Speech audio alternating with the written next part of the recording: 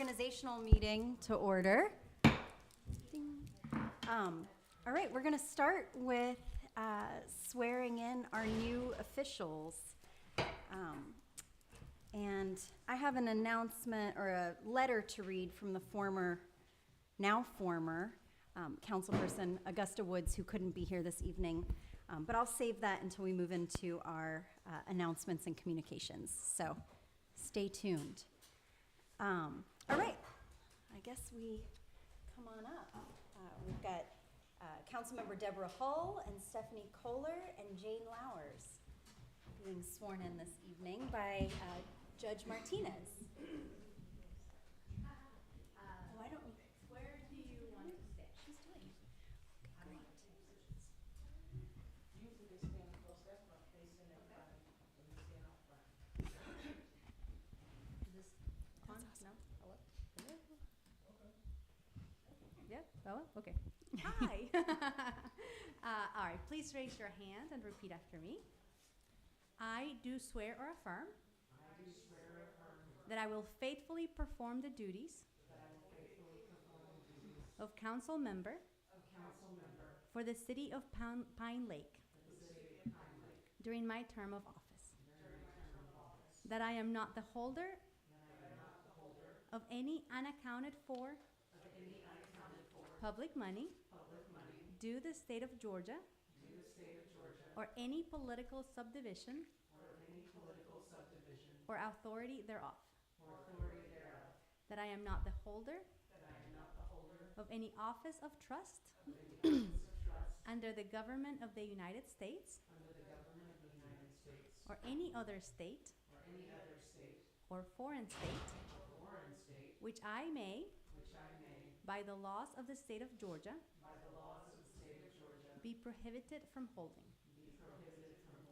That I am otherwise qualified to hold the office to which I have been elected according to the Constitution and laws of Georgia.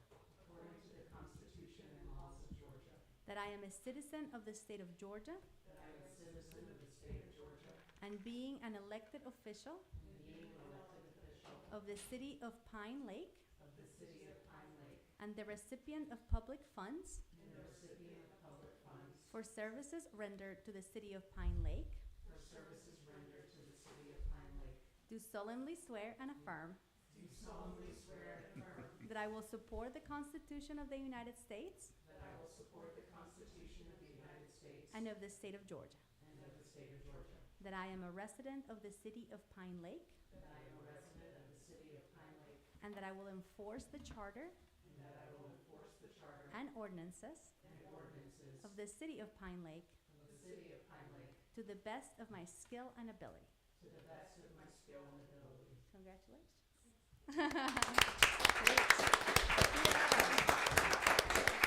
Welcome. Thank you. You can come on up to the psych.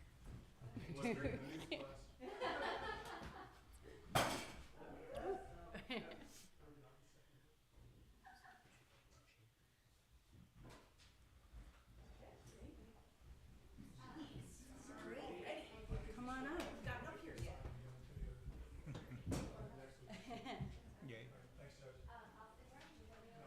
Welcome. Thanks. Cheers. Yay. All right. That was stressful. I hope that was the hardest part of my day. Hi there. Hello. Great. Good to see hear you.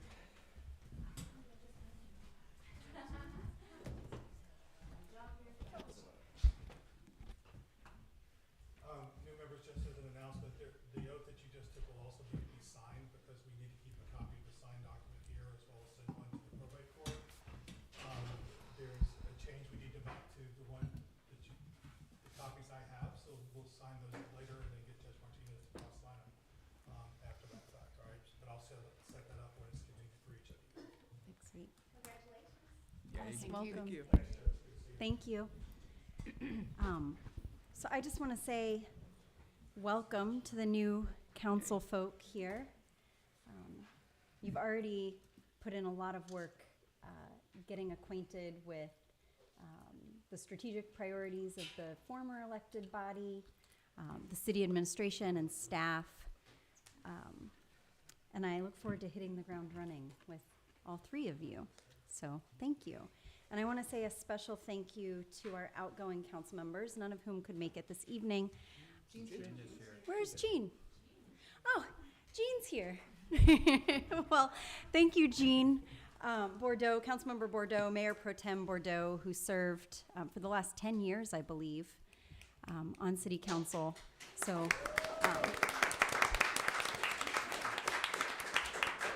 an amazing tenure. Jean brought so much passion for numbers and spreadsheets and a fine-tooth comb looking through everything, always a willingness to jump in and solve problems and have tough conversations, and it has been really a huge honor to serve with you over the years, Jean. Councilmember Woods had a letter that she sent in. She's undergoing surgery this evening, or earlier today, I believe, so sending her our well wishes. But I'm just going to read that really quickly. So, good evening, all. Due to a medical procedure, I won't be with you this evening to witness the transition to a new governing body. I've served on City Council for over 9 years, seeing Pine Lake grow into a real city. As a council, we didn't always agree, but our collective goal was to see our city be the best it could be. In saying that, please remember that Pine Lake runs from Rockbridge to Ridge Road. Visit the businesses on Rockbridge, get to know the owners. It's key to building and maintaining great relationships. This is a part of our city that feels unheard. I'm looking forward to what the new governing body does to carry Pine Lake into the future. It has been an honor and pleasure to have served with you all, Mayor Hall, Jean, Thomas, Jeff, and Tom. Best of luck to ours new council. Augusta Woods. So thank you, Augusta. And then Councilmember Ramsey, who served for the last 2 years, taking my seat when I became mayor. So thank you to all three outgoing council members. And we have a lot of work ahead of us. So thank you for taking the oath that you took. I don't take it lightly. I remember when I was first sworn in, just the times that we're in, and are swearing to uphold the Constitution. That carries a lot of weight these days. So thank you for stepping up to serve the city.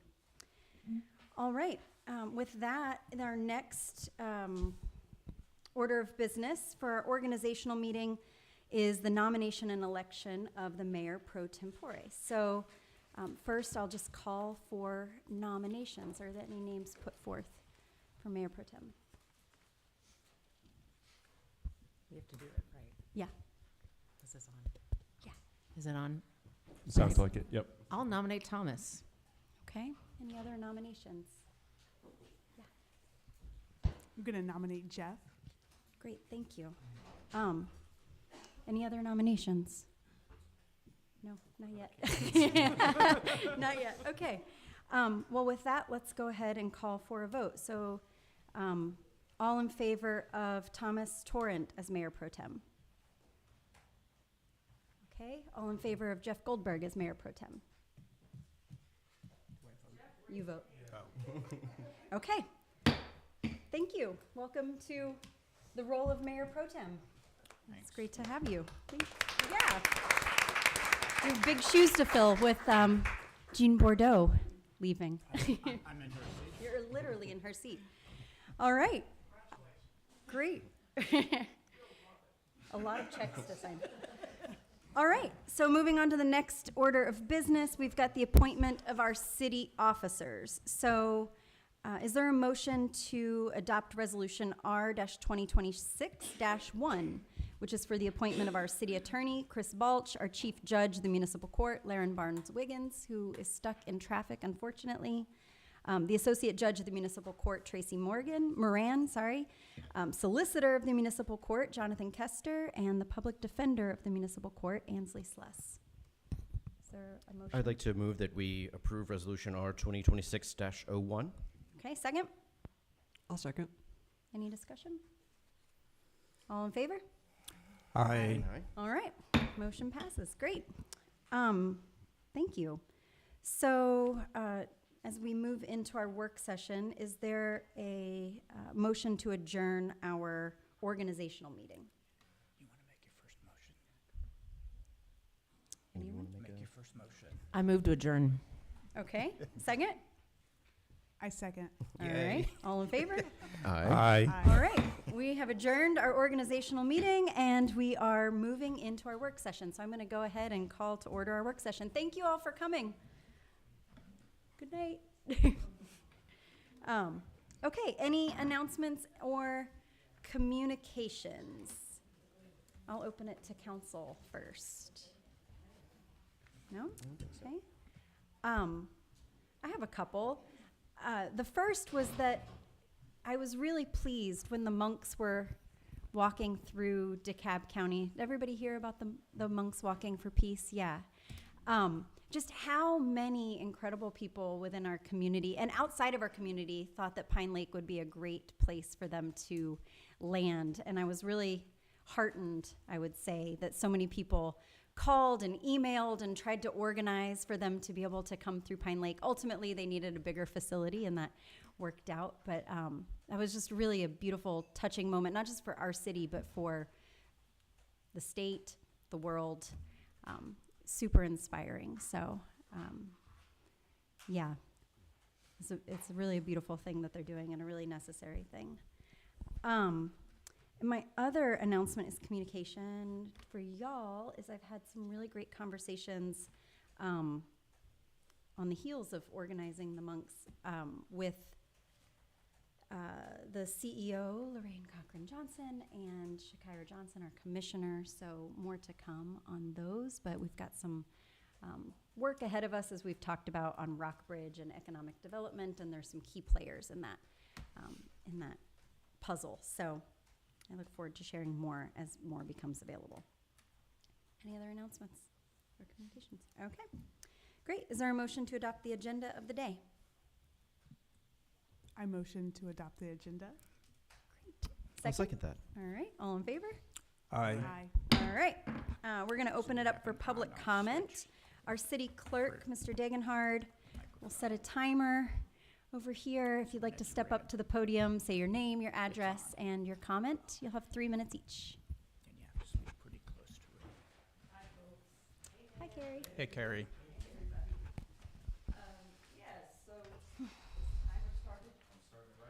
Okay, so I'm just here to ask a couple of questions about the recent removal of the shoreline riparian barrier of the lake.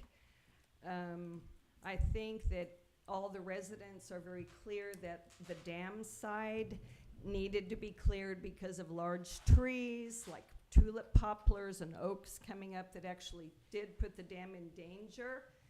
But I totally disagree that the riparian barrier was causing any problems, and I would like to ask you if anyone in the administration got a professional inventory of the plants on the riparian barrier, which were native plants, recommended native plants, small trees, bushes, and native flowers.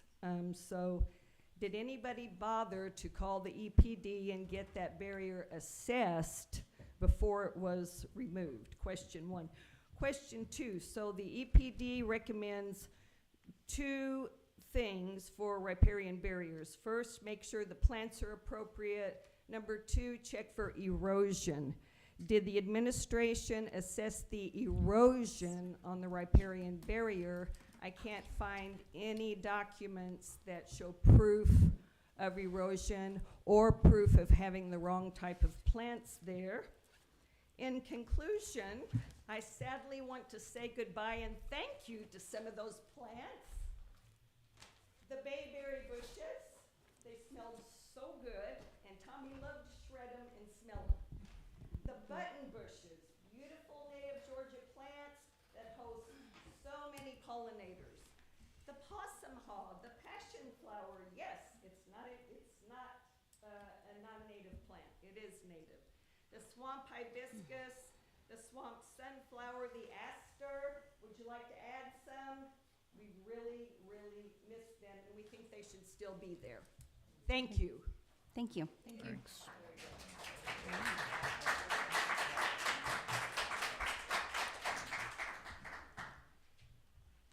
Barbara Whitlow, 526 Pine Drive. And thank you for this opportunity to speak to the council.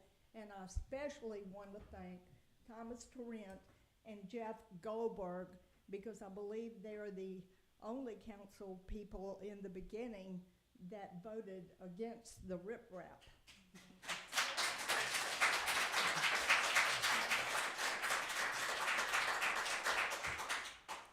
Now our lake no longer looks like a park. It's a cold and hard aesthetic. Nothing was left, not even ferns planted that could have stayed year-round and supplied a root system. And this is just not in keeping with our natural habitat. And that's what we're about in Pine Lake. So I would ask the council to please remedy this situation, which I've been told was improperly done, and we need to have it fixed, and we need to have our lake and park back. Thank you. Thank you.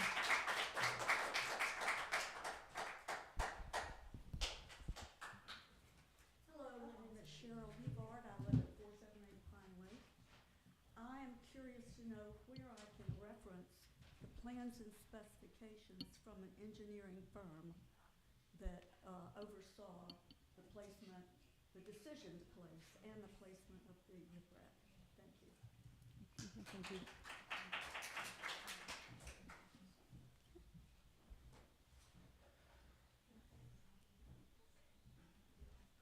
Mirala Basic, 734 Oak Hill Circle. I would like to talk about, I was told that that riprap was installed as a structural system. If you look at the way how it is installed, if you look at the way who installed, everything is inappropriate. I sent the email to new councilor. You didn't receive that email. I didn't get one single response back. But according to federal water law, this Pine Lake water belongs to federal waters, and any improvement that has to be done, especially putting riprap, has to get approval from Corps of Engineers. Besides, DeKalb County EPD requires permission as well. Also, DeKalb County EPD requires that contractor and supervisor has certification that is issued by DeKalb County EPD. And everything we saw over there, they used the wrong size of the stone, they used the wrong type of the stone, there is no underlayment, there is no substructure, and it's put on top of the hill that just doesn't have any sense. So I would really like to question who authorized and where money comes to fund that project, and who was supervisor, who is engineer. Do we have any permits? I mean, what's going on? We had really bad experience with the bridges, and apparently somebody forgot drama with the bridges, who installed the bridges, how much we paid, overpaid 3 times, and how it was installed. I think it is a time to put moratorium on all projects, have audit, have inspection, because if we continue like that, we will lose our fund money. So that's what I have to say. One more thing, if we would do proper maintenance, and if we would have maintenance schedule for everything in our lake, we wouldn't bring to situation that we destroy something and then we have to pay a lot of money to fix it, but actually it's not fixed. It's just like bad. I mean, it is not appropriate. Thank you. Thank you.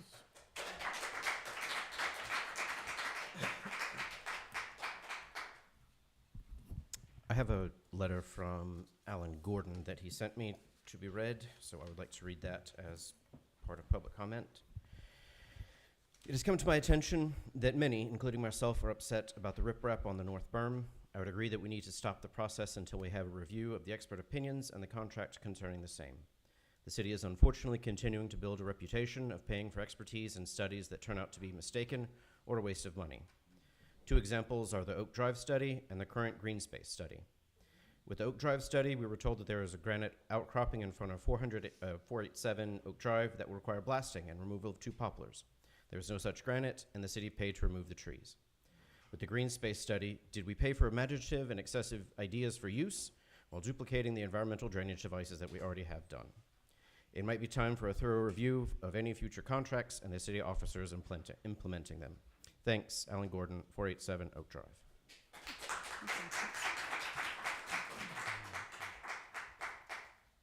Any other public comment? Great.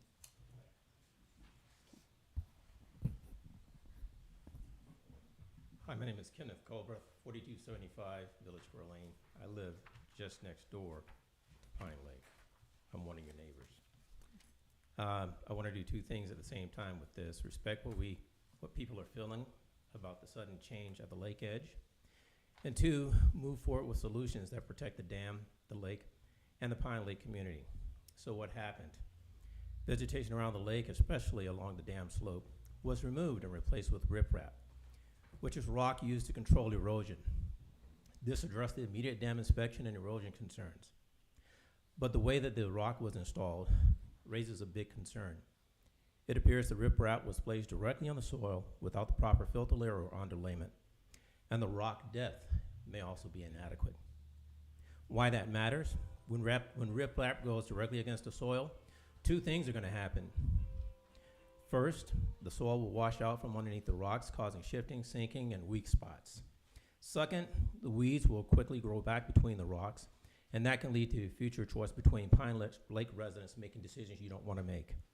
Constant manual weeding or more herbicide use than we want. If you look at your footbridges and your road crossings where the riprap has been placed, you'll see this is already occurring. So the core issue isn't rock versus nature. The core issue is if we're going to use rock, we should have installed it correctly so it lasts and doesn't create new problems and doesn't create a high maintenance cost. Here are the practical steps that I recommend you move forward. Get the construction details, as Minnie has said, on the record. You need the actual section details, slope, rock size, thickness, and whether a filter layer was even specified. 2, fix what needs to be fixed now, not later. If the filter layer truly wasn't installed, the city should seriously consider a repair plan, potentially pulling the rock sections back, installing a filter barrier, or filter material underneath before replacing the stone. 3, add revegetation and safety planning. These were missing from the Green Space Master Plan.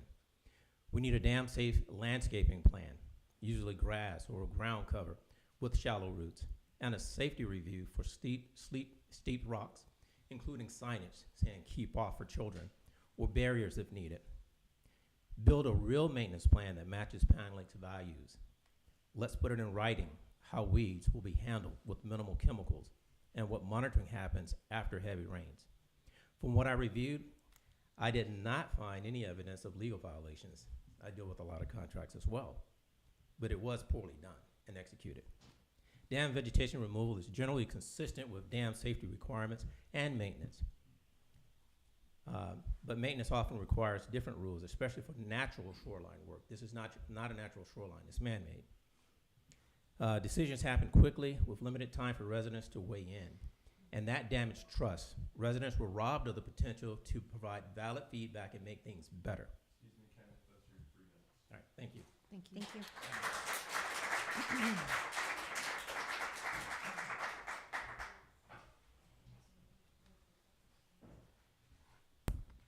Good evening. I'm Buffy. I live at 481 Oak Drive. Picking up where Ken left off, thanks to the new council for taking your time and adding to the team here. I hope that by the end of the meeting, maybe you'll hear us that I don't think we've been heard, okay?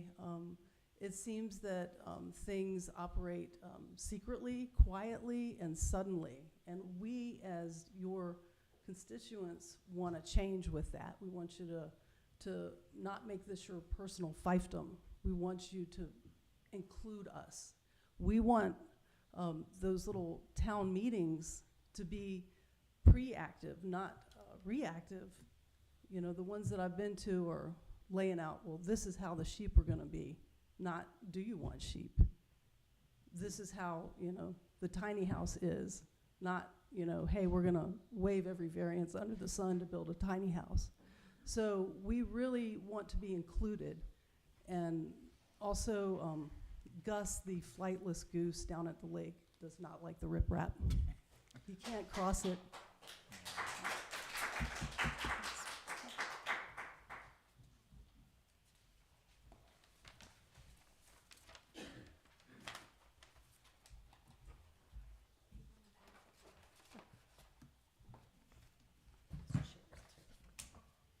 Hi, I'm Brandy Beavers, 4581 Dogwood Road. I'm going to use a rapid fire technique just to get through this in time. Thank you to the new council members for stepping up to serve. I really appreciate it. Thank you to council members Torrent and Goldberg for voting no on resolution R-2025-66 Dam Improvement Project. The city paid our engineers of record to inspect, report, and make recommendations regarding the Pine Lake Dam. The report dated September 26, 2025 regarding the inspection dated August 2025 shows the engineer's recommendations, some of which are opposite of what the city actually did. The recommendation was to put up riprap on the creek side of the dam, not the lake side where it's currently placed. They also did not recommend removal or trimming of the hedge right now along the path, but instead, from a cost-saving perspective, recommended to first determine lake level rise along with other data point gathering and clearing in other areas first before doing hedge trimming or removal. It possibly wasn't even necessary at all. I don't see evidence of the city doing any of this first. The riprap, as is, was placed incorrectly. Possibly this could result in damage and or failure of the dam. The city's previous engineering firm also recommended riprap to be placed on the stream side. Why did the city pay thousands of dollars to these firms and then do the exact opposite of what they recommended? Why did the city rush this resolution and not give time for property owner input? Is legally documented per a previous court case where the property owners sued the city and won regarding their claim that this is the property owners who own the lake and have the final say regarding decisions of this magnitude. We all understand that we have the responsibility to maintain the dam. We even understand those who walk the path and don't feel safe because of the overgrowth. Brandy, that's your 3 minutes. I'm sorry. Okay. I'd like to call for a moratorium for any future work.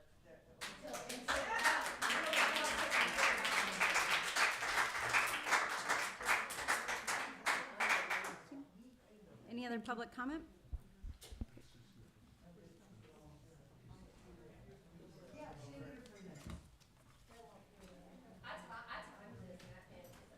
Hi, Amy Colburn, 654 Laurel Road. Thank you. Some of my things have already been said, so I just wanted to reiterate that I am concerned that the proper underlay wasn't placed down under the riprap. I'm also worried a little bit about the safety. Those are very sharp, jagged rocks, and they're all sort of just balanced on one another. What if a kid was to fall and crack their head open? And also, when we have to do the weed eating, if there wasn't proper underlay and the weeds grow up, how's anybody going to get to it? From the water, from up above? Because you can't balance on those rocks. I would think that would be a serious danger for the workers. So that was my main concern. And also I was concerned that the height of how high the rocks went up, that from what I understood, you're supposed to put it only a certain amount above the highest water level. And they went up much higher than that. And I do think they're not very attractive.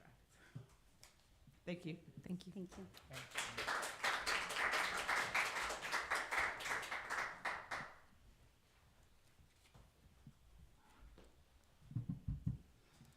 Hi, I'm Katrina Davis, 498 Spring Drive.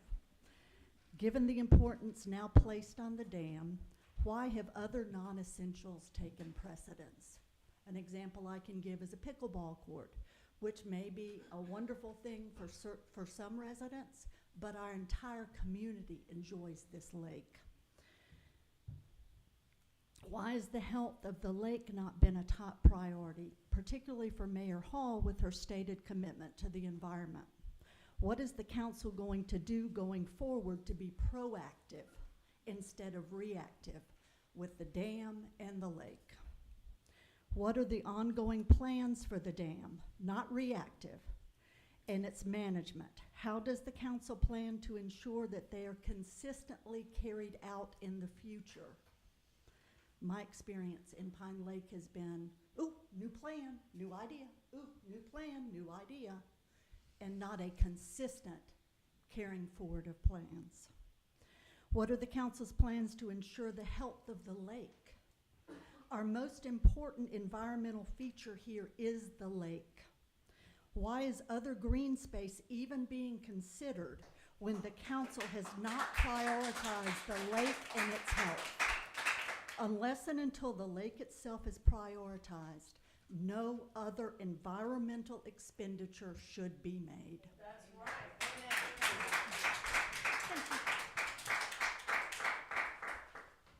Thank you. Any other public comment?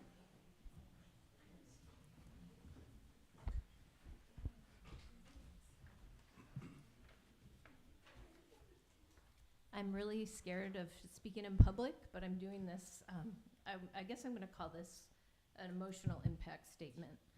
I've heard a lot of people say recently regarding the placement of what feels like a mile-long wall of granite that we had no other choice. This is just the way it needed to be. I wholeheartedly disagree.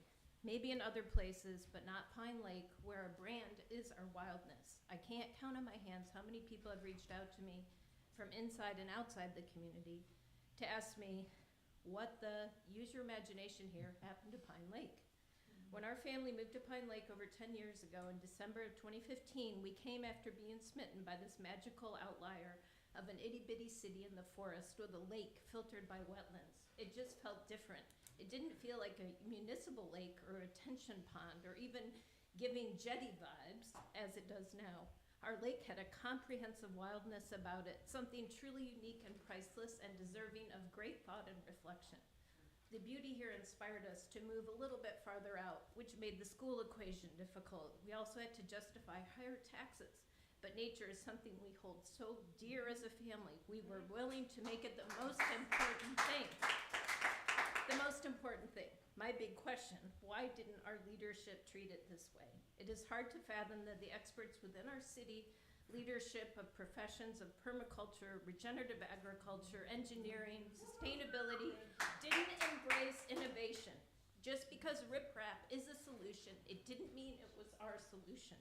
Even as a layman, I was able to do research and find other options, such as vegetated riprap, where channels of vegetation are added at intervals so animal residents can still access the lake, like turtles who have been here for decades following a certain wild path. Last summer, my son, who was 14, found a dehydrated 80-year-old snapping turtle, which we helped get to the Chattahoochee Nature Center. It was rehabilitated and brought back to the lake. I hope that guy can still make his way. I ask why and how on behalf of nature, on behalf of all the critters, on behalf of the grief. Yes, grief. I think for some of us here, that is what we are feeling, grief and loss, for the loss of this wildness that singularly beckoned us to this special place. For the sake of our healing, our brand, our sanity, please pause before any more damage is done. Embrace innovation and real solutions that our residents, all creatures, great and small, deserve. Thank you.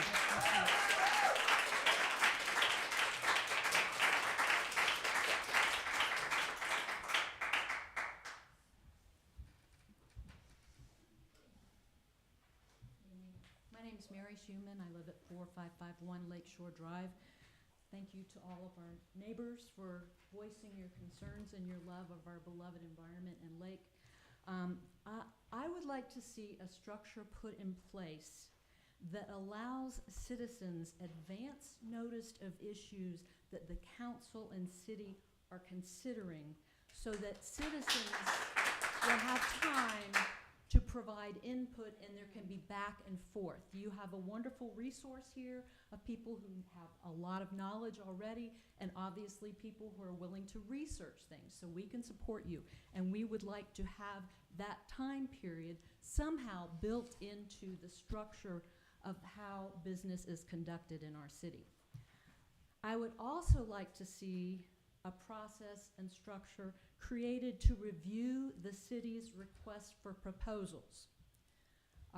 Having written requests for proposals for the state of Georgia, a lot of research goes into those, and you need to be very precise about what you're looking for in a proposal.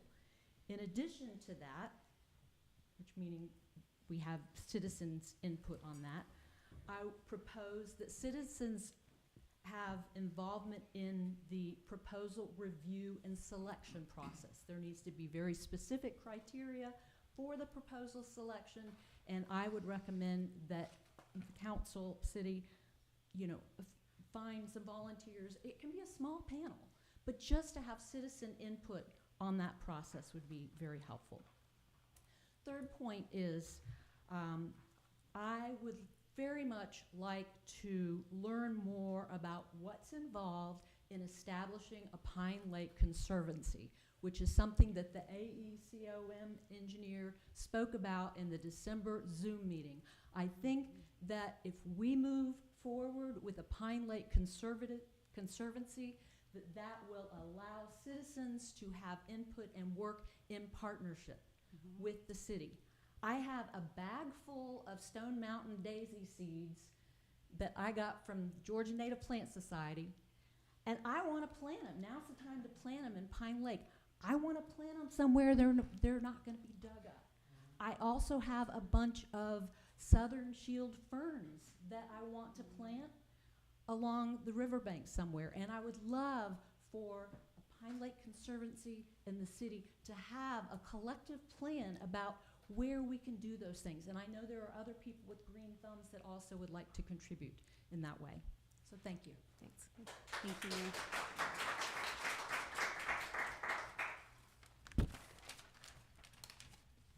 Any other public comments?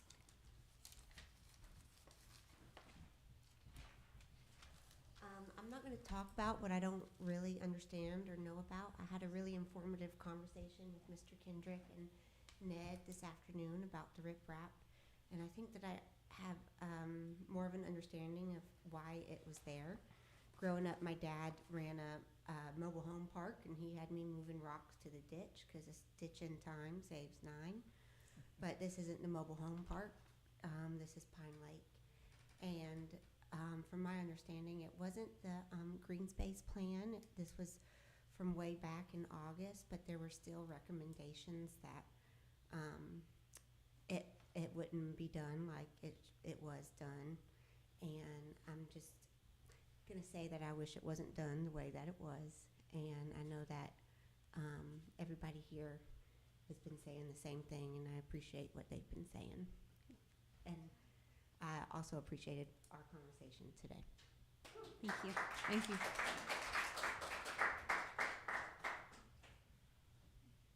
Any other public comment?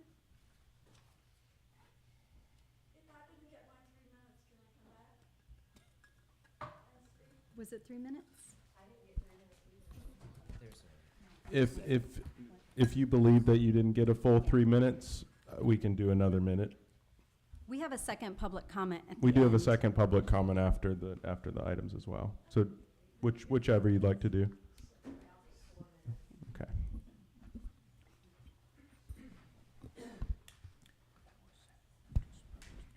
Jean Bordeaux, 4631 Lakeshore Drive, not on the current topic. Jean, will you speak into the mic? Thank you. Are we? Is it on? It is. Real close.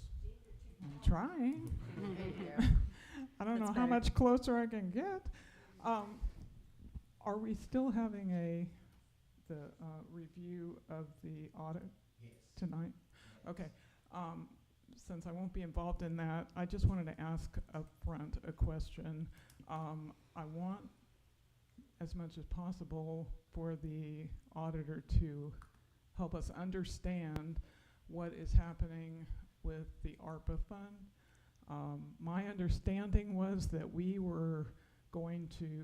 did put into ARPA basically the entire amount last year, and apparently that didn't happen. And I don't know what it is that didn't happen.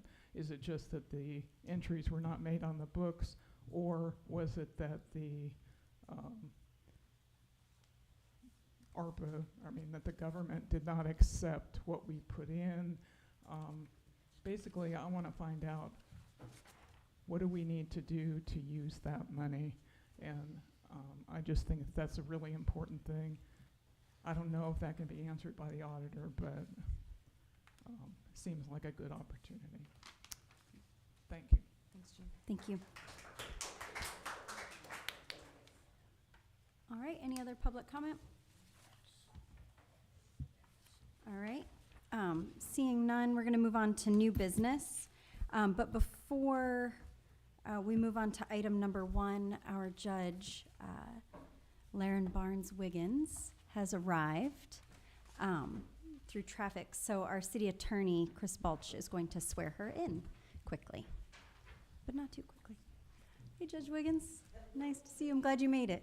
Happy New Year, everybody. Happy New Year. Oh my goodness, 4 lanes blocked on 20, so I am really, really sorry for being late. Oh, I'm glad you're here Until then, I'll safely. take your agenda. I learned something though, so. You ready? Wanna do this again? Yes, You let's do sure? it. I am Last sure. chance to say no. All right, state your name.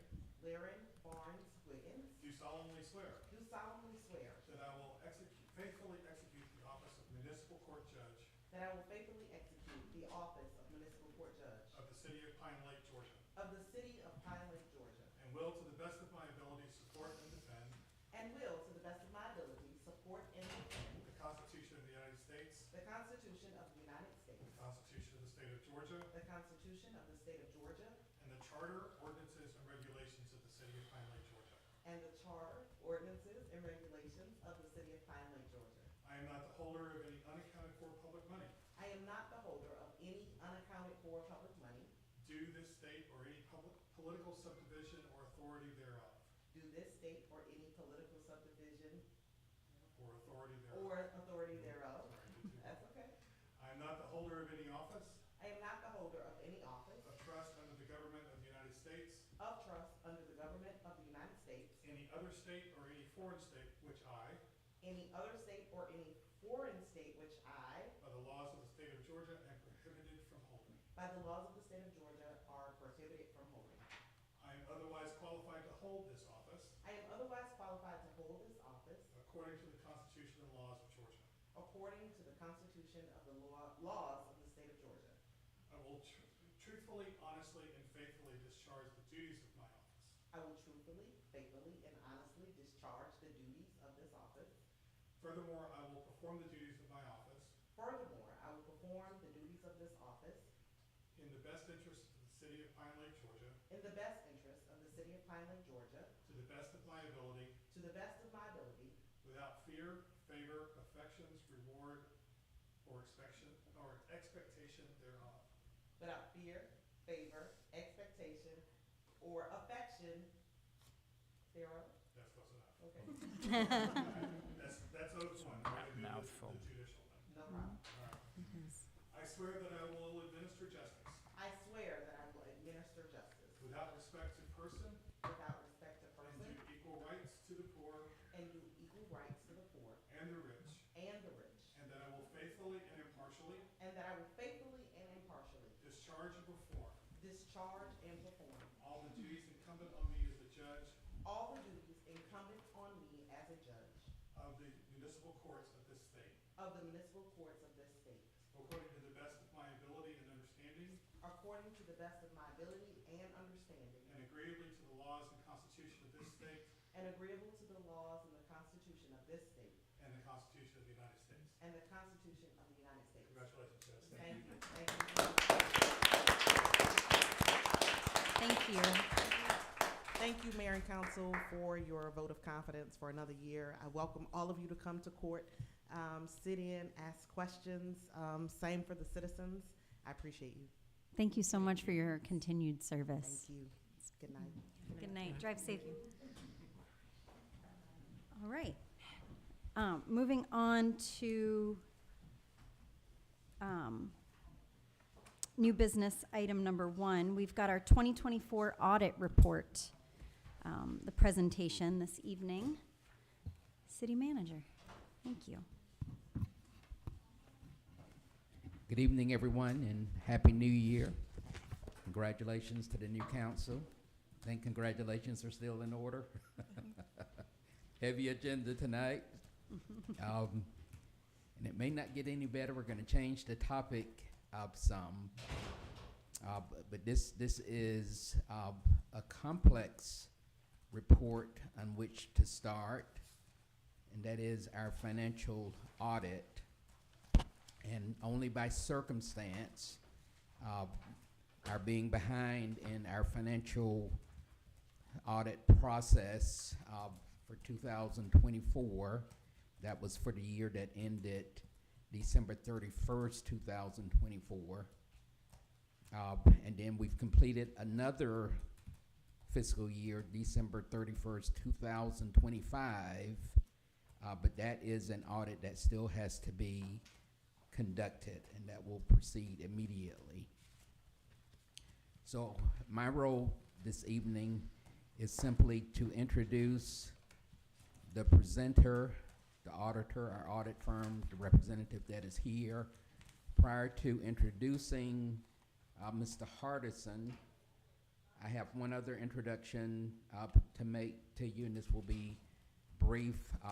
You may or may not be aware that the City Council previously approved for financial services a contract with a consulting firm, Sumter Consulting Group. And there is another member of that team covered under the current contract, Stephen Mayer. Stephen, if you'll just wave your, oh, he's standing in the back. So if you see him at future meetings or at City Hall, you'll know who he is. Stephen is an accountant and finance director, now performing a similar role for the city of Pine Lake. And even though he has come only lately, he has been most instrumental in already starting to respond to some of the findings of the current audit. So let me now introduce to you Kurt Hardison, a certified public accountant with the auditing firm of McNair, Mike Lamore, Middlebrooks and Company, a new auditor that the city contracted with this past year. So this is their first audit for the city of Pine Lake. So Mr. Hardison. Thank you. Good evening. Thank you for inviting me to speak with you all today. As Mr. Hawthorne said, my name is Kurt Hardison. I'm a CPA with McNair, McLemore, and Middlebrooks. We've audited the financial statements of the governmental activities, business type activities, each major fund and the aggregate remaining fund information of the city of Pine Lake as of and for the year ended December 31st, 2024. We issued an unmodified clean opinion, meaning that in our opinion, the accompanying financial statements present fairly in all material respects the financial position of each opinion unit previously mentioned. If you have the audit report in front of you, you could flip to page 4, the statement of net position. This shows the government-wide statements of the city. This page 4 and 5 being the balance sheet items. As of December 31st, 2024, the city had total assets of $6,448,000. Of this amount, the city had unrestricted cash totaling $438,000 and restricted cash totaling $1,185,000. Net taxes receivable of $85,000 and net accounts receivable of 5,900. Due from other governments of 2,013,000. The majority of this balance is related to SPLOST 2. The city also had non-depreciable capital assets of 456,000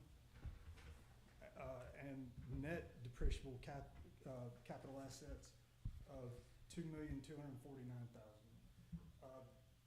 Back in the notes, there's a summary schedule for the capital asset activity for the year, and that's on page 26. But going to page 5, this is the city's liabilities and net position for the year. The city had total liabilities of $660,000. Of that amount, $60,000 in accounts payable, $3,300 in accrued interest, $17,000 in accrued liabilities, $158,000 in unearned revenue, and that is related to the ARPA funds that have not been spent as of December 31st, 2024. Compensated absences of 31,000. Finance purchases totaling 94,000. Subscription liabilities of 18,000. And revenue bonds with a balance due totaling about 277,000. The city's total net position was $5,787,756. Of that amount, $2,316,000 is net investment in capital assets. $2.6 million is restricted for capital outlay. $3,400 restricted for public safety, and $86,471 restricted for environmental projects, leaving an unrestricted net position of $773,000. Flipping to the next page, page 6. This is the statement of activities.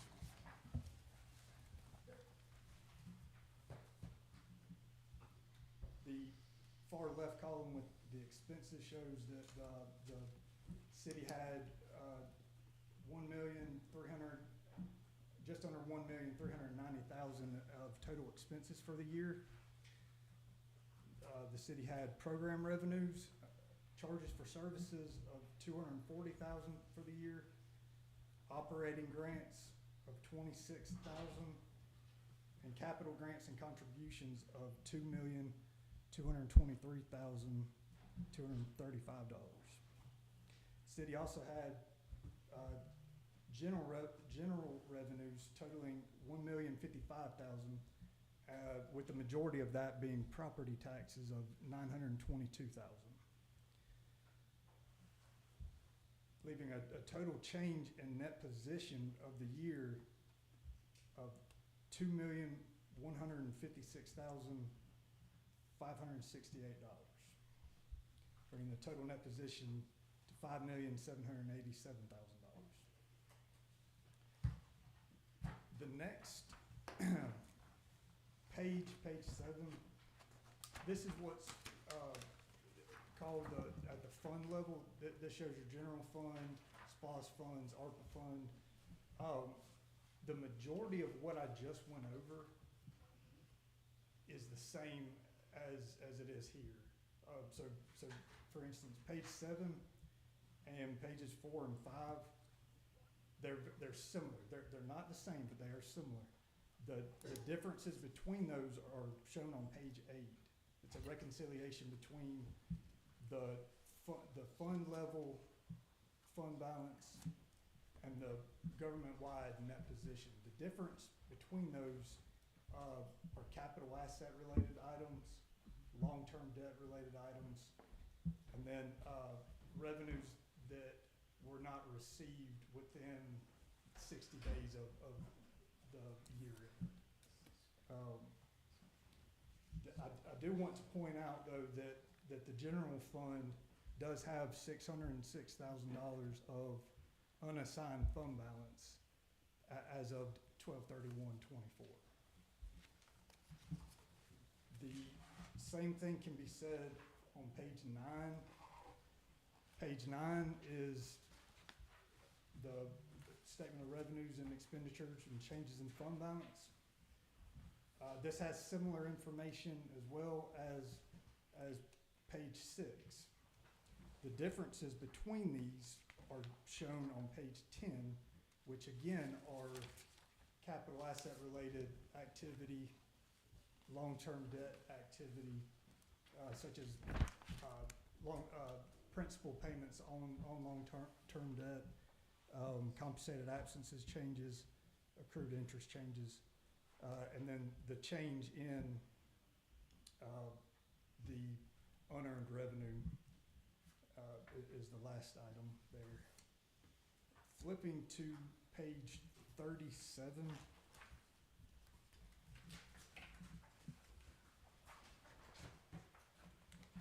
We identified certain deficiencies in internal control that we consider to be material weaknesses, as well as certain instances of noncompliance that are required to be reported under government auditing standards. Item number 1 are year-end receivables. Material audit adjustments were required to fairly state receivables and corresponding revenues in the general fund and SPLOST 2 fund. This is a repeat finding from the prior year. Page 38, internal controls over revenues and accounts receivable. The city lacks sufficient internal controls over its accounts receivable and revenue collection processes. The same individual is responsible for opening the mail, preparing deposit tickets, and transporting deposits. In addition, bank reconciliations were not performed in a timely manner.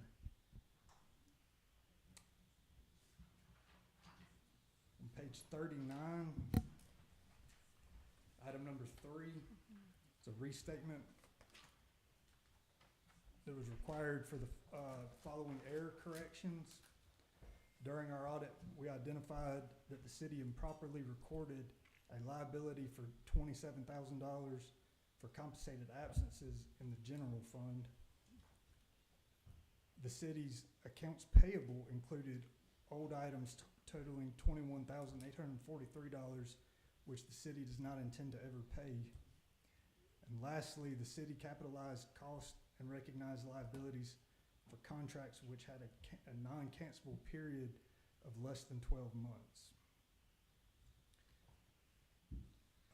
On page 40, item number 4, so reconciliation of beginning fund balance and net position.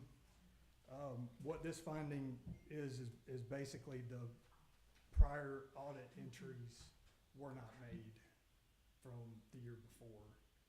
And because of that, the material audit entries were needed to reconcile fund balance and net position to the previous audited numbers.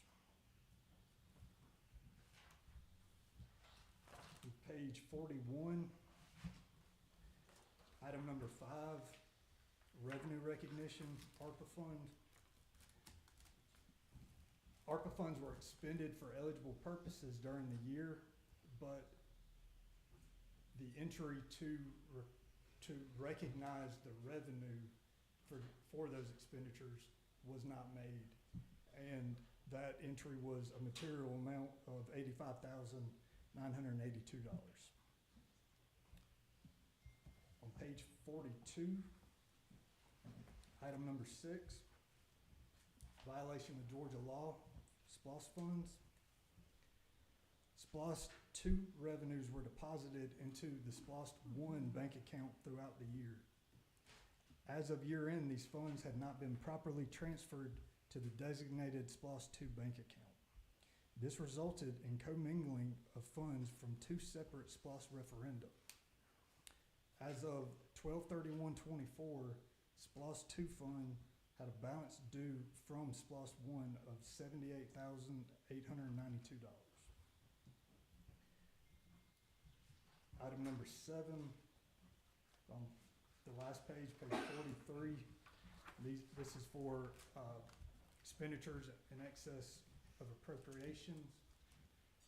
You see there, general government and the general fund was over by $56,562. The judicial, $4,327. Public Works, $27,919. Debt service principal, $13,365. Interest, $17,134. And the ARPA fund, $51,645. One additional recommendation that we have for the city is to research and consider transferring a portion of available cash into legally permissible interest-bearing instruments such as certificates of deposit, U.S. Treasury securities, or state-approved investment pools such as Georgia Fund 1, now, to enhance earnings on public funds while maintaining compliance with state law and safeguarding the principal. Lastly, I would like to thank Ned and Paul and the rest of the city staff for helping us complete the audit.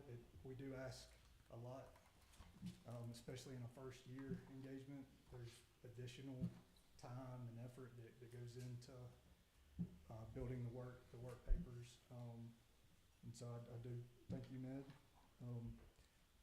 As you all know, the city experienced turnover in key positions in management and finance during 2024 as well as 2025.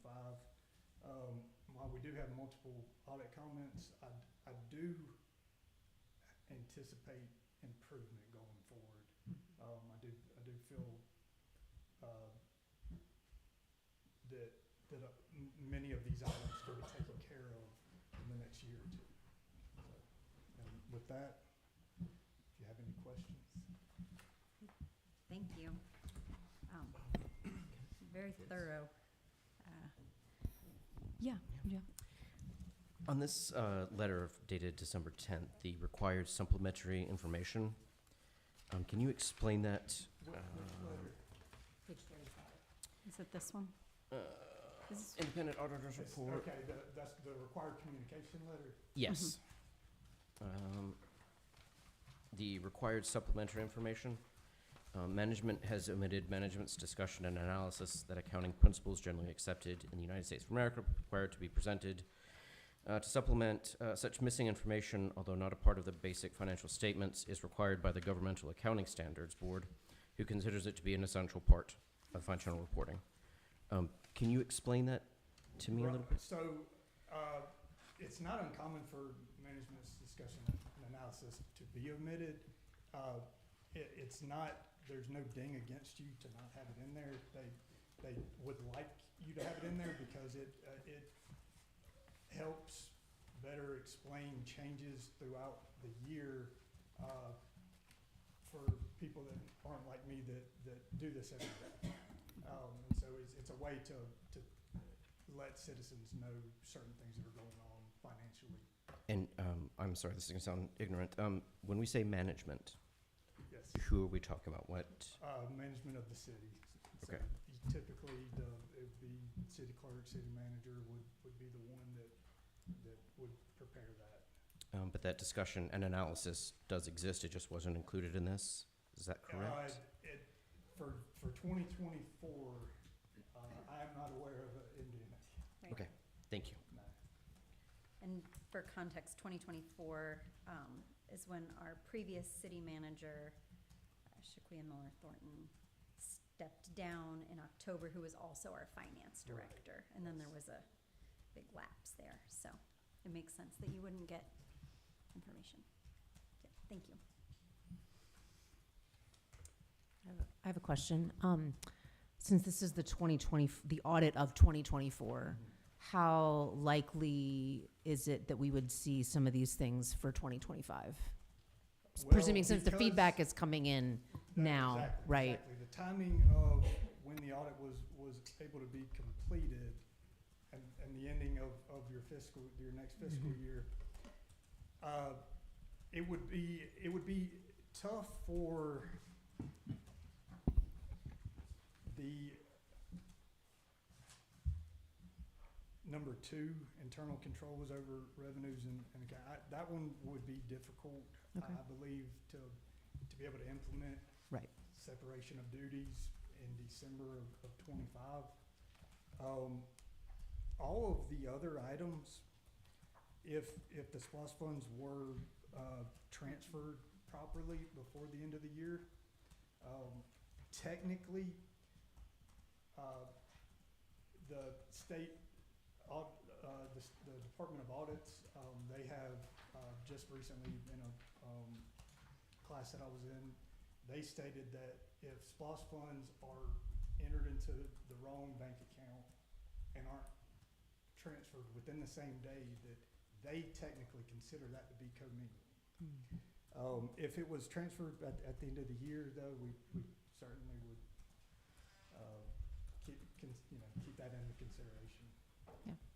Everything else, I do believe that the current staff and consultants that they can handle it. Okay. Yeah, I don't expect anybody to time travel and like magically have Right. known in 2025, but just to get a sense of like what is coming and Yeah. be able to compare Yeah. the 2 years. Yeah. So, thank you. And it is a lot of comments, but it's not uncommon when you have turnover like this that things happen. I have a question. I know, given the way the year ended, one of the conversations we were talking about was potentially changing our fiscal year. How would that impact, or would it impact, and the next audit? Yeah, it would not have an impact on us as the auditor. You would have a short period or an extended period audit of more than 12 months or less than 12 months, but that would really be as far as on my end, that wouldn't matter.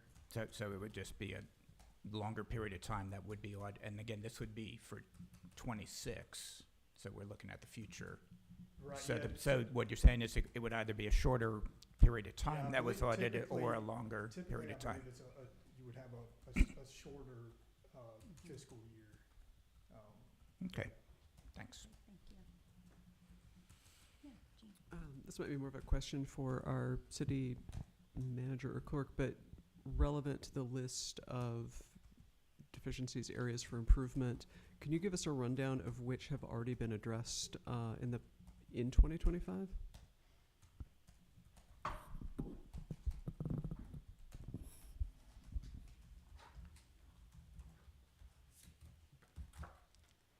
If you will look at each of the comments that were just reviewed with you towards the end, there is views of responsible officials and planned corrective actions. So if you look on page 37, for instance, for the first comment,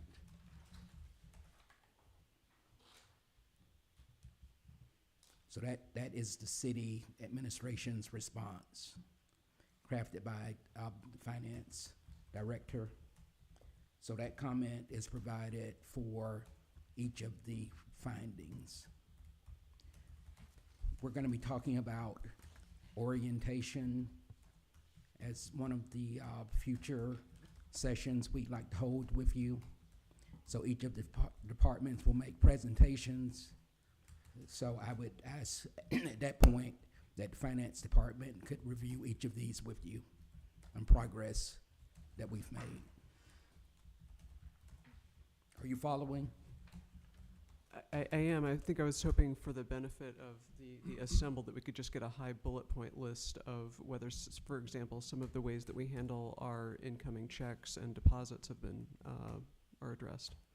Yeah, again, it's provided here. We can certainly, I can have Stephen come up and go over these with you, but my preference is probably to do it in a sit-down session with you so that we can go into more details and your understanding of exactly how we're proceeding or have corrected.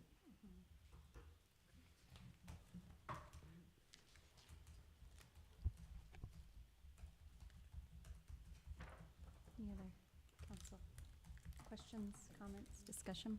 We can do it this evening. It's the council's pleasure. Mr. Mayor basically wrote each of these, so if you want to take the time to go through each this evening, we can. I know it'll make our meeting run later, but I personally would like to hear that.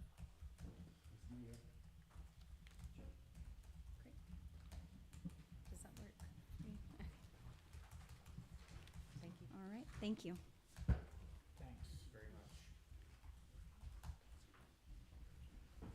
Hello, good evening. Hey. Nice to meet you all. Nice to meet you Um, in person. Yeah, to answer your question, it's a great question. There's a lot in here. I know it's takes a minute to comprehend it all. I do ask that you read it if you find the time. As Stanley was saying, down at the bottom, these are our responses to them. They're a corrective action plan. I'm going to second what Kurt said. So there's 7 findings in total. I'm hopeful that 5 of them will be cleared up for 2025. They're mostly like accounting issues. So the year-end receivables and revenue. Anybody familiar with accrual accounting? Yeah, so it's very common for cities to just record on a cash basis. Very simple procedures is to just take your subsequent period, review those, and just move them back to the next year as appropriate. So it's a pretty simple fix. It's just a procedure that you got to put in place, and no one was doing that previously. So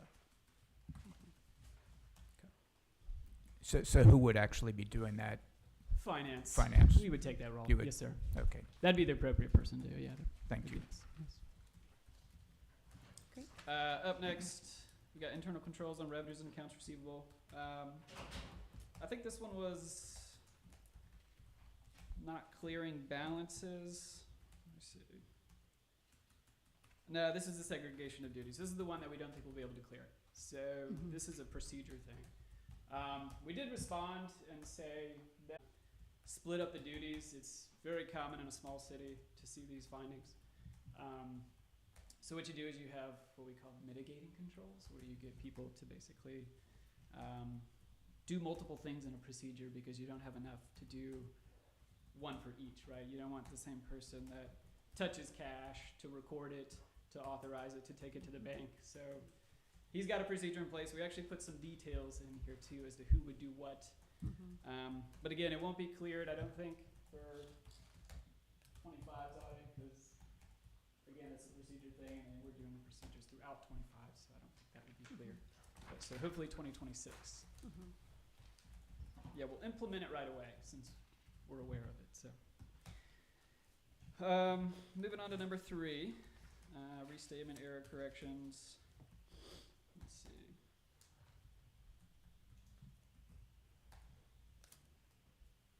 Sorry, they combine things together, so I'm just refreshing my memory. So BETA's GASB 96, software subscriptions agreements. Basically, there was a new standard put in place. Used to be able to just kind of expense these leases or these subscriptions. Now, if it's more than 12 months, essentially you got to have an asset and a liability. Sounds like we were doing that with short-term contracts. If they're less than 12 months, you're just supposed to expense them. Our procedure for this is just to review contracts. This is what everyone should be doing anyways.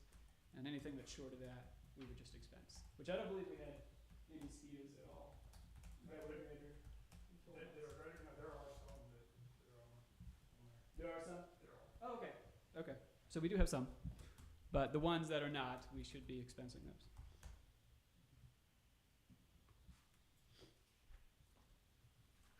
Okay. Moving on to number 4. So reconciliation of beginning fund balance and net position. I think these were prior year audit entries. So it's not uncommon to have auditors find things. They call those audit adjustments. Becomes the city's responsibility to enter those into your accounting system the next year. And if you don't, you're out of balance. So obviously your fund balance rolls forward And that's what this is. So essentially, when we get audit adjustments, it'll be finance responsibility, but we'll post those in the accounting entry, and we'll reconcile our ledger with their financial statements. So moving forward, it will always be balanced. Okay.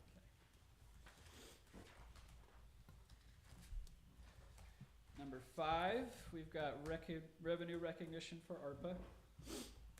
Federal grants, you don't recognize revenue unless, well, certain federal grants, like ARPA, you don't recognize revenue until you spend funds. I think in this case, so basically you spend funds throughout the year, whatever those expenditures are, your revenue is going to match that, because you technically can't claim it until it's been reviewed and approved as like a qualified expense for that funding source. I don't think anyone booked the revenue, is my guess. We just know to make that match. So at year end, when you create your TB, you just know, I need to book my revenue. Again, finance, accounting thing. Okay. Number 6, commingling of funds. This is a big no-no with SPLOST. This won't be cleared, I'm guessing.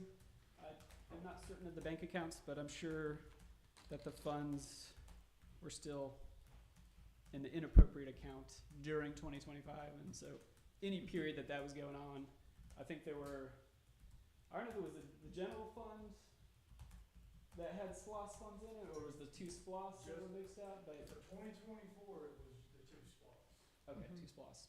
So every SPLOST referendum has its own set of categories, own projects. It's got to have separate bank account. It's got to have separate fund.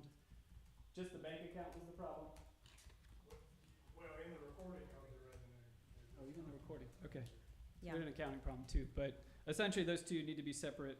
I think believe we set that up this year, right? In 2025, we set up the new account. I believe It was like early Yes. 2025, Yeah. yeah. Yes, we have separate bank accounts. Yeah.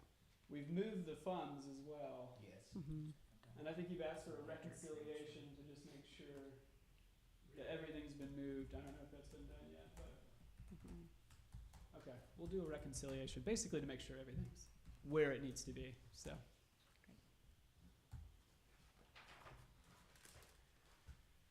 And finally, number 7, you can't spend more than you budget. I think the fix for this is just monitoring. I think the plan is to have every month, department heads are gonna, from finance, will see their budget to actual. So here's what you budgeted for your department. Here's where your spend is. Essentially, if anyone's getting close and they feel like they need more funds, we come to city council and we ask for more money if we have it. In addition, I think prior to making purchases, it may be a good idea to just to check to see where the budget is at that time. So even as you get close, essentially you have a new purchase come in and you're like, oh, can't make that purchase. Again, we would come to council and ask for larger appropriations, so. Can I ask you real quick about that? The recommendation is that the city strengthens its budget monitoring process by preparing monthly budget to actual reports and reviewing them with department heads. Could council also not review them and sift through it, but also see those? Is there any reason? Budget to actuals? Yeah. Yes, I that's think the that's- plan. Okay, good. Thank you. Thank you. I Yeah. appreciate that. Thank Thanks. you. All right, Great question. yeah, thank you. Any other Pushback. council discussion about that? We ready to move on? Okay, thank you so much, both of you. All right. I look forward to 2026 being more in line with all of the things that city manager pointed out needed to be adjusted as you stepped in and started making those, starting with getting the proper finance director on board. So I'm glad we have you. Thank you. All right. Next is the 2026 City Council meeting calendar discussion. City Manager, do you want to tee this up, or would you like me? Yes, I'll quickly introduce it. Mayor, traditionally, the city council, of course, would approve their upcoming annual calendar for meeting. Our current ordinance does provide for when regular meetings are held, including work sessions, but then that needs to be factored into the actual calendar itself and potential conflicts. This is technically a work session that we're in now, so we will bring this item back to the city council at your next meeting for official approval. Our city clerk is handling this item and has done, along with the executive assistant, some research on calendar dates, and I think the regular meetings, for the most part, do not conflict with holidays. We did factor in, and this was a discussion that we held with the city council last summer. I believe some cities do factor in a break during the holidays or during the summer, and so the recommended calendar that will come to you that you've had a chance to look at does factor in a summer recess, just missing one meeting. Of course, that's flexible, fluid, but based on your recommendation. So I'll just ask Mr. Dagenhart, since I talked more than I intended, if he wants to add anything. Thank you. And I have nothing to add. Great. Pretty straightforward. I think Stanley laid it out. Yeah, and I noticed in next year's, Stanley and I spoke about this, but in next year's holidays, we don't have the conflicts that we did this year where it fell on Thanksgiving week and the day before Christmas, I think. So we had to make some adjustments. All right, any questions about this? We're not adopting it, but just discussing. Yes, we were talking about moving our fiscal year to be ending and beginning in the summer. When would that be, and when would we need to do budget discussions?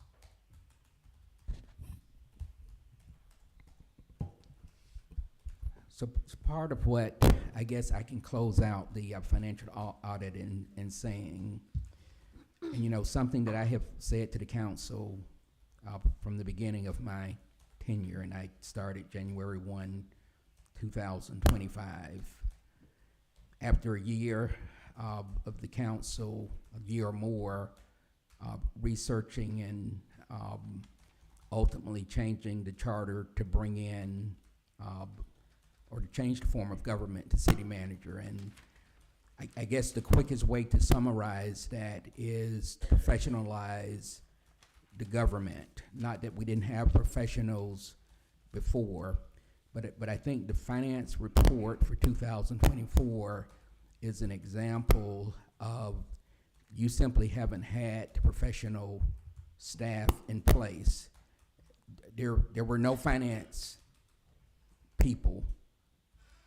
You had a city manager who certainly had been exposed, worked with some members of the council, and so they've done the best they could, and that's just one example. A city manager, I don't care what discipline that person comes up in, by the time you are a CEO of an organization, however large or small, you are a generalist, and it requires the expertise of people who, not that they're smarter than the city manager, but they're probably certainly more skilled in any given area. So there's a lot that we need to look at in finance, and the audit is only, we don't know what else is out there. They don't look at every piece of paper that has been turned. They do examples, they do samples of things. So there's still a lot to be fixed, no doubt. But I am confident that we've got good, competent people in place between Mr. Salvatore and Mr. Mayor. And I will tell you that Mr. Mayor came in literally probably 2 weeks before this audit was finalized. And he was able to put together how we need to correct some of these things. To your question, Councilmember Torrent, that is not a decision that certainly the council has made, nor recommended by the administration, we are going to look at it to see if it is more advantageous. I believe that there are some advantages to having it on a calendar year. As a quick example, some would say that we had a pretty controversial budget that was approved. There are some things that need to be fixed in terms of recurring revenue for the significant fund balance that we use. Although this council didn't have the opportunity to participate in the 2026 budget deliberations, you will get another bite at the apple, because one of the mismatches, which I think is probably an advantage, is the actual taxing decisions don't come for another 4 or 5 months. That could ultimately impact what this budget will remain, or how it might be changed in the future. So we need some time, because we've got new finance people on board who, have to fix some reactionary stuff based on audit findings. But moving ahead, it is something that I expect to bring to the council with the recommendation one way or the other, but we're probably a few months away from that. And then we'd have to discuss the timing of it, what would be the new fiscal year and all of the implications that come with it.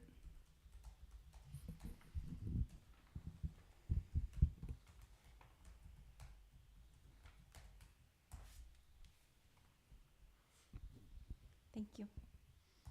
Did that answer your question? Yes. Okay, great.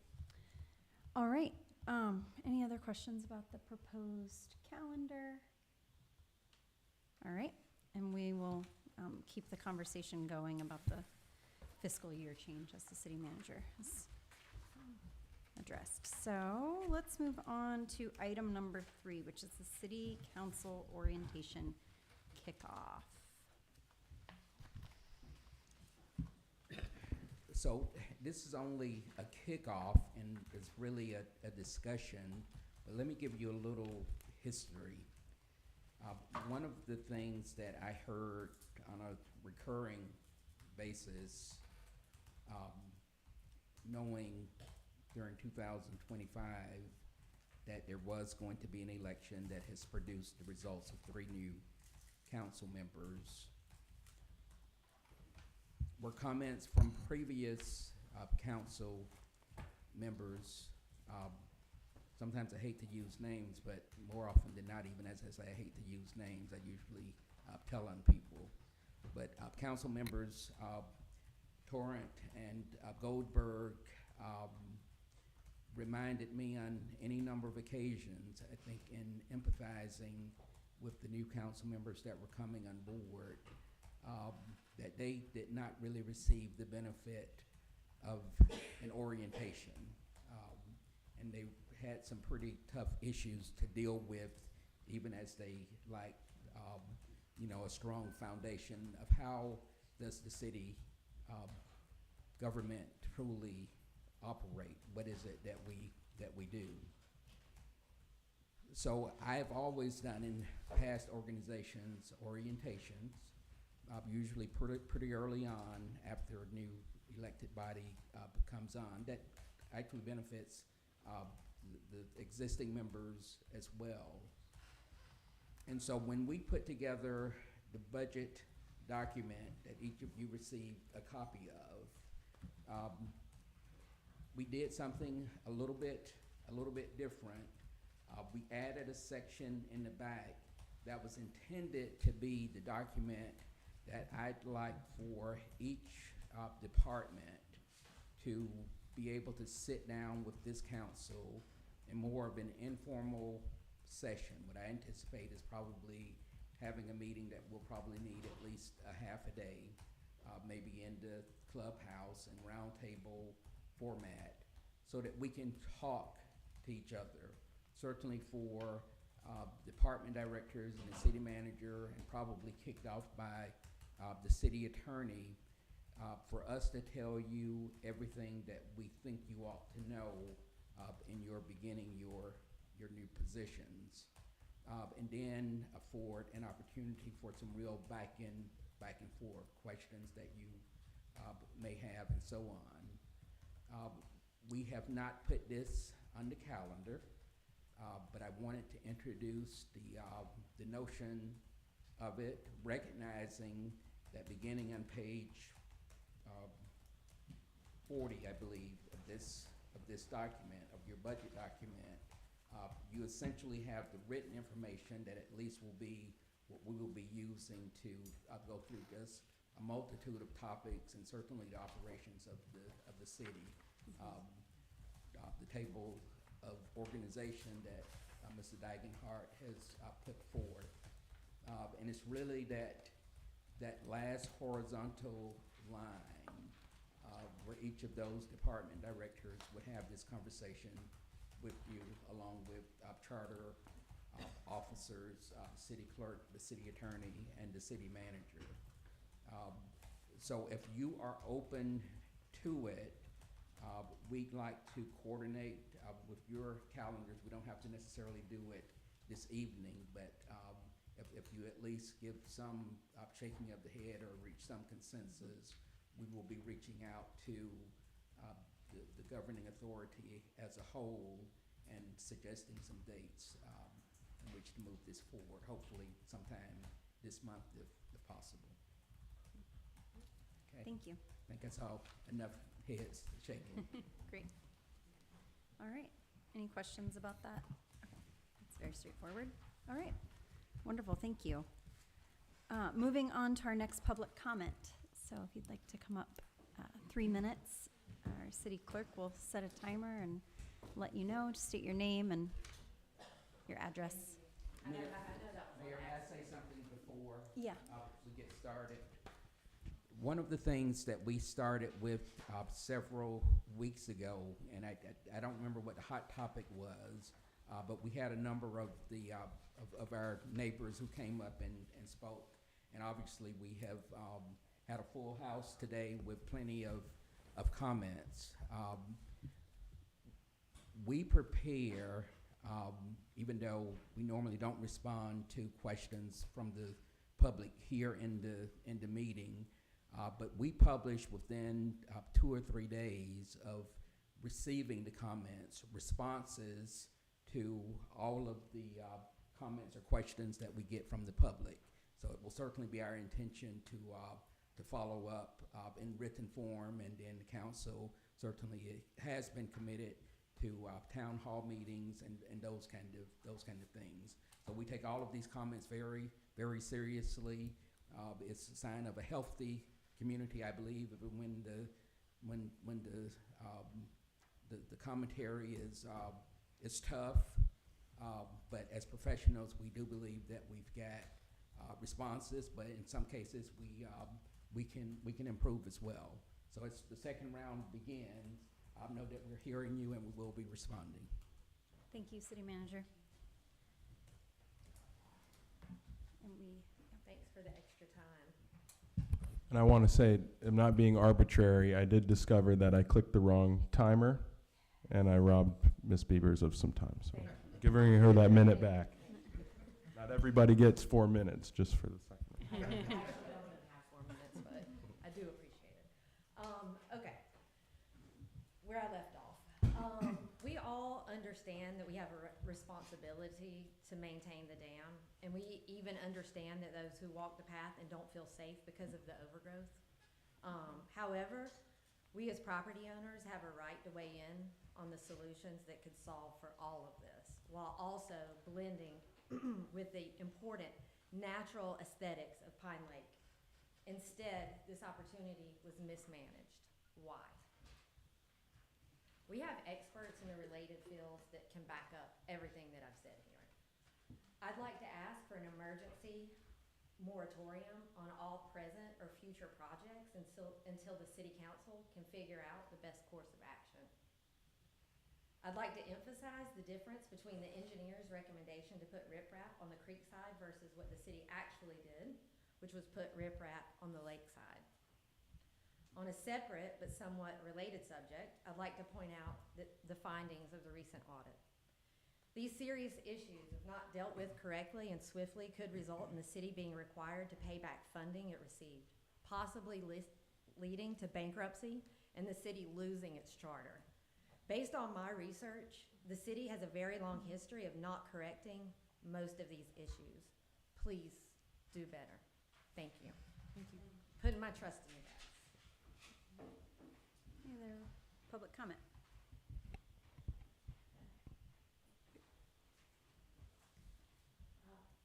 Every council meeting, I learn something new. Tonight, I learned about monthly budget. So I'm back to my, I'm not giving up.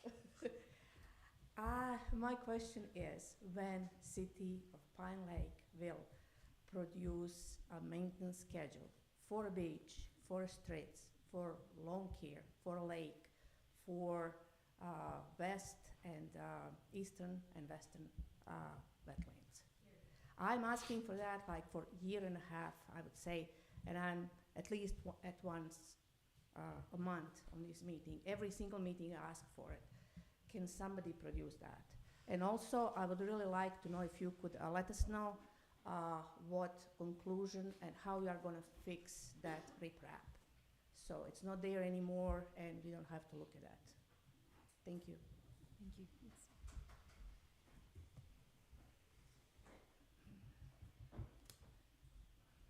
Mary Schuman, thank you, Mr. Hawthorne, for acknowledging that you all respond to our comments. And I'm just curious about where we can find your response. Is it on the website related to the notes, or? The mayor had just asked me the same question, or at least suggested a couple places. It will be multiple sources. The website will be one. Our news blast that we send out. Mr. Dagenhart, the one source that I was referencing, we do within 2 or 3 days. He prepares an action item report, and that's where we had also been putting responses to public comments. Great, thank you so much. I also find this orientation to our government quite interesting, and I understand that the relationship between a council and city employees is a very special relationship, and would certainly understand if you all wanted to do that meeting with just you all. However, if you find it agreeable, amenable for residents to sit in silently just to listen to the dialogue, I think that would be very helpful. It will be advertised. Thank you very much. Thank you. Great idea. Any other public comment? I'd like to actually finish the comments. I was actually almost done. If I can,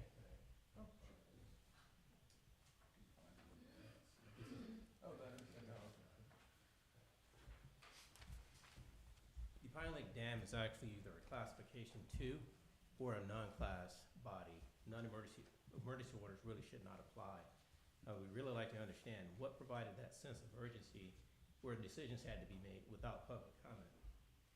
Here are the lessons learned that I hope will help Pine Lake long-term so we don't repeat this. Show residents what will change before it changes. This means visuals, clear vegetation plans, and what it will look like after construction. These were missing in previous documents. Don't confuse urgent with no time to listen. Even when safety is real, we can still communicate early and clearly. Write better contracts and enforce them. If the outcome is we don't get what matches best practices, we should review the engineering and the construction contracts and improve the contract language so that the city gets what it's paying for. The goal, or my goal tonight, isn't to stay stuck in anger or resentment. The goal is to protect the dam, restore trust, fix what needs to be fixed so that we end up with a shoreline for the dam that's stable, safe, and more in harmony with Pine Lake's character. Even though I'm not in the city proper, we love this community. Here's the practical next step as I also recommend. Get the construction details on the record. We need the actual construction details, the slope, the size, the thickness, and whatnot. Was an underlayment specified, and was it installed? It's clear that it wasn't. If not, what is the corrective plan and the timeline? It's gonna look like in spring, a lot of weeds growing through. And what is the written maintenance and revegetation plan moving forward? These were not included in the master plan. Thank you.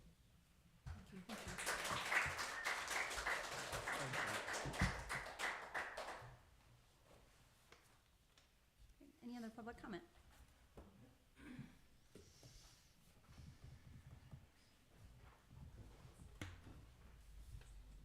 Katrina Davis again, 498 Spring Drive. I have several thoughts, and I'm trying to weigh them very carefully.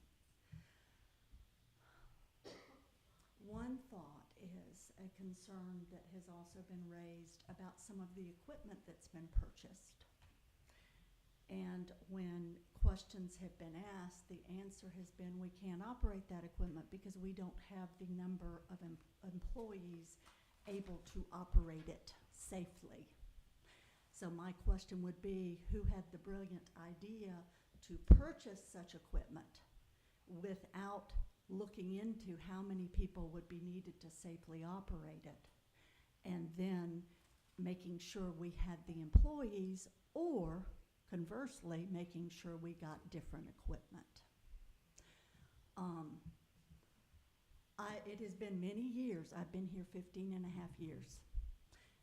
And it has been many years since I have been to a council meeting.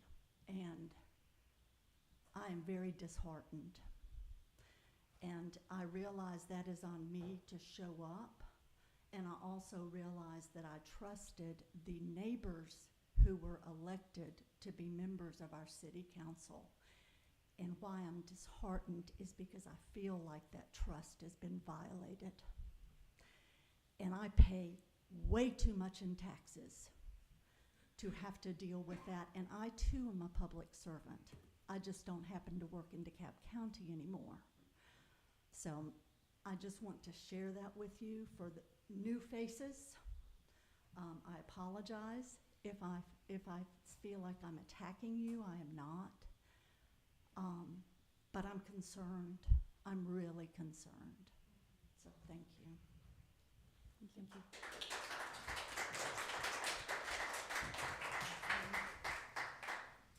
Any other public comment?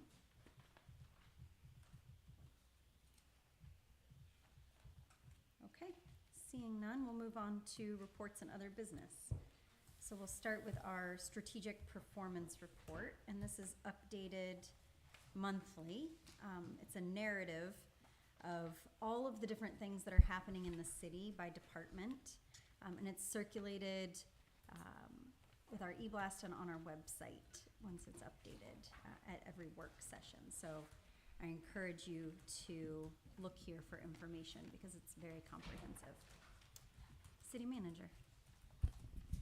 Yes, and this month's strategic performance report was incorporated as the operations guide in the budget document. It has not been formally presented, and that's what I propose to do as a part of the orientation. But going forward, once we've covered this, each month you will receive a comprehensive strategic performance report of important topics that are in process or that are to come before you from each department. And I will tell you that, this new council was officially sworn in this evening, but I think the new council members have been participating in almost every meeting going back to the city council strategic planning retreat that we held back in September. It was my first opportunity to address that kind of extended group. And, the election hadn't happened at that time, but I think I started my comments with, we've got an ambitious and tough year ahead. And so come February, aside from what you've already heard, you will start to see that in motion. But these work sessions are very important, and the strategic performance report allows us to give you some prelude to what will be happening at that particular meeting. Thank you. All right, we'll move on to comments. My comments are, I just want to acknowledge everyone who came here tonight to share your views, your opinions, your concerns. It is really important, and I thank you. As the city manager said, we'll follow up in writing with some of the specifics around construction specs and contracts and a lot of those questions that were raised. We are going to be scheduling a town hall, a state of the city, which we mentioned at the end of last year. We were waiting for the new council to be sworn in. So here we are. So keep an eye out for that schedule. Will be coming out soon. Also, just in terms of the cadence of things, the way our agendas work sessions like we had tonight are times where we discuss things that are going to be on the regular action meetings at the end of the month. So that happens consistently. So I really encourage you to come to work sessions because these are the times when we have public comment twice. We hear what you're saying, that's taken into consideration as we're discussing the upcoming contracts that we'll be voting on in the following meeting. So it's really important. This is a participatory process.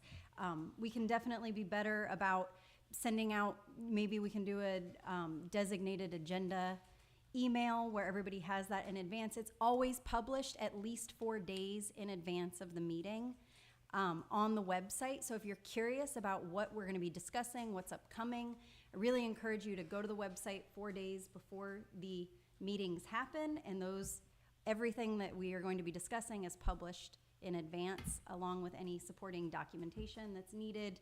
So I really, really encourage that. Thank you. Any council comments? Welcome. Yeah, I'd like to say welcome to our new colleagues. I've been excited for a very long time for you to be here. Thank you everyone for coming. I appreciate hearing your voices. We also, Councilor Goldberg and I have been trying to do like a monthly sit down where the two of us listen mostly. We have a chosen topic, but then we just kind of mostly listen. And I hope that it won't just be the two of us and we can make a rotating cast of the 5 of us, however that works out. And I would encourage you to come to those as well. The apology for attacking us, I don't think calls for accountability is ever an attack. So don't, we are your representatives. So we need to hear what you think. And I would like to hear it before rather than later, and we're gonna have to do more to make sure that you know what's coming. I would like to know what's coming sooner, and I think we can do a better job of that. So thank you everyone for being here. Welcome. This is exciting. I was trying to remember, it feels like it's been a heck of a 2 years since we were in this position of being welcomed in. So thank you for your willingness to step up and be of service. One of the reasons why I think I initially decided to stop being a complainer and being willing to be complained to, which is what I define this role, is I didn't feel like I was being heard. And I feel like, I know we've worked, I think Thomas and I, really hard to try to be more responsive, be more transparent. And I think we've made progress, but it still obviously isn't enough. Honestly, it hurts my heart hearing all the comments about not getting enough information. And yet I felt really good about what we've already accomplished in the last 2 years in terms of that progress. So obviously there's more work to be done. This only works if we know and we hear and we interact with and people show up. I can't tell you, I've lived here 26 years. There was many times there was 2 of us in council meetings, constantly, and it was the same 2 people. And yet, I hated coming to council meetings because they are just boring. But then be on this side of it, and they're even worse. But we need you, because it doesn't work if we're not partnering together with that, because that's Pine Lake. I mean, the reason I moved here is because it's so small, we could get everyone's voice heard. We just still have to figure out how to do it, and we could always do better with that. So the quote I always use in my work is that the greatest misperception about communication is that it actually just happened. So no matter how good we communicate, we could always communicate better. So thank you for showing up. Keep showing up. Keep reaching out to, I cannot imagine that anyone would not welcome hearing from anybody. We have a lot of work to do. We need your help. So I would just like to say I'm happy to be here. And when I walked in with a full house tonight, I didn't imagine it was necessarily to welcome the new council members. But I heard a phrase tonight, don't be reactive, be proactive. And that's part of the reason why I decided to run for city council. I think communication is the key to keeping us happy. Even if that communication is sometimes not what we want to hear, at least if we hear it early and aren't taken by surprise, I think that's really important. And I'm happy that there was such a full house here tonight. And I really look forward to meeting more of my neighbors and to working on this council. I think we're going to do some good things. So, thanks.